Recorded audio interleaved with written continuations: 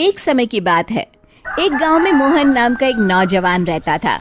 मोहन का शरीर गठीला और बहुत सुंदर था। मोहन रोज सुबह शहर में काम करने जाता और फिर शाम को अपने गांव लौट आता। गांव और शहर के बीच में एक जंगल पड़ता था। उस जंगल में एक चुड़ैल रहती थी। वो रोज मोहन को जंगल से आते जाते देखती थी। फिर कुछ समय बाद मोहन की शादी राधा नाम की एक बहुत ही सुंदर लड़की से हो जाती है। एक दिन मोहन अपनी पत्नी राधा से कहता है, राधा, मैंने तुमसे कितनी बार कहा है कि तुम मेरे लिए सुबह सुबह खाना बना दिया करो।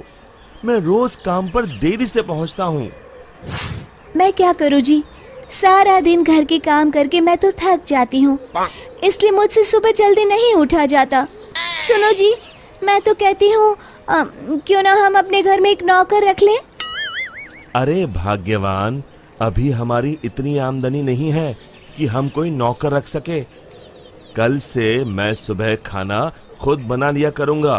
खुश? इतना कहकर मोहन घर से चला जाता है। फिर अगले दिन से मोहन रोज सुबह जल्दी उठकर अपने लिए खाना बनाने लगता है। जब खाना बना ही रहा हूँ तो घर के सभी लोगों के लिए बना लेता हूँ।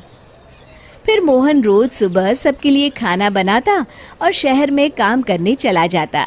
दूसरी तरफ राधा घर में सारा दिन आराम करती और घर के बाकी काम अपनी सास से करवाती। हे भगवान, ये बुढ़ापे में तू मुझसे किस जन्म का बदला ले रहा है, जो ऐसी बहू को मेरे पल्ले बांध दिया है। फिर कुछ दिनों बाद राधा मोहन से नई साड़ी और गहनों की जिद करती है।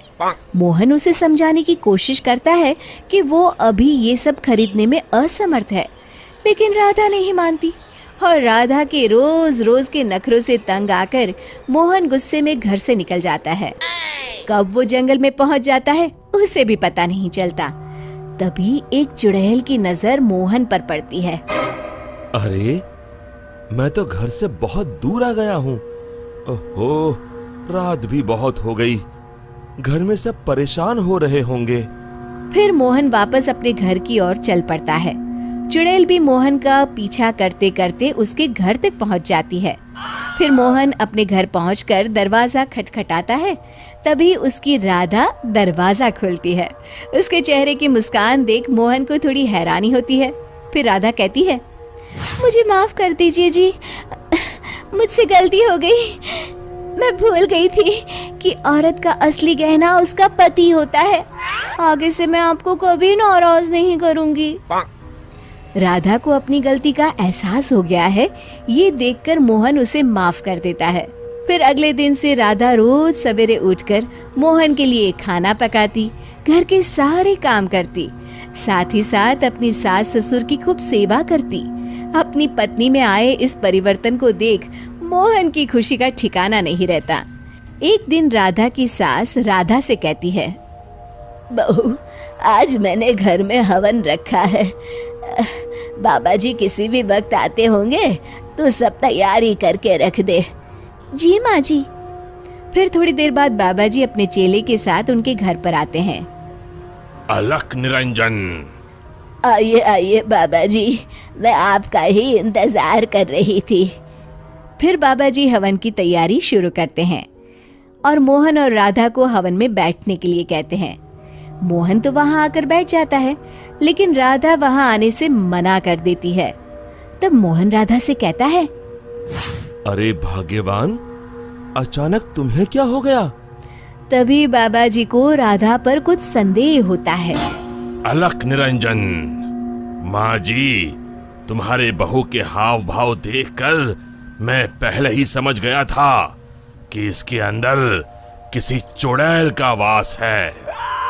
बाबा जी क्रोधित होकर कहते हैं, सच सच बता, कौन है तू, वरना अभी तुझे जलाकर भस्म कर दूंगा। फिर बाबा जी जोर जोर से मंत्र पढ़ना शुरू कर देते हैं। ओम चामुंडाय विच्चाय नमः, ओम चामुंडाय विच्चाय नमः। तभी अचानक राधा की आवाज बदल जाती है और वो बाबा जी को हाथ जोड़कर कहती है, नहीं नहीं, मुझे छोड़ दीजिए। मैं एक चुड़ैल हूँ। मैं रोज मोहन को जंगल से गुजरते हुए देखती थी। मैं मोहन की सुंदरता पर मोहित हो गई थी। फिर मैंने देखा कि राधा मोहन और अपने सास ससुर को दिन रात परेशान करती है, और एक दिन मौका पाकर मैंने राधा के शरीर में प्रवेश कर लिया। मुझे कुछ मत करना, मैं अभी ये घर छोड़कर चली जाती हूँ। फिर हवा का एक तेज झोंका उस घर से बाहर चला जाता है और राधा बेहोश होकर नीचे गिर जाती है। कुछ समय बाद राधा को होश आता है।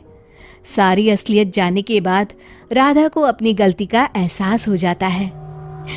आप लोग मुझे माफ कर दीजिए। मैं आज के बाद आप लोगों को कभी शिकायत का मौका नहीं दूंगी। शिक्षा: हमें हमेशा अपने परिवार वालों के साथ अच्छा बर्ताव करना चाहिए और अपना हर फर्ज निभाना चाहिए। दोस्तों, हमें उम्मीद है कि आपको हमारी ये कहानी पसंद आई होगी। कृपया हमारे चैनल को सब्सक्राइब करें और सभी अपडेट्स के लिए बेल आइकन जरूर दबाएं। और हाँ, वीडियो लाइक और शेयर करना मत भूलिएगा। Bye bye.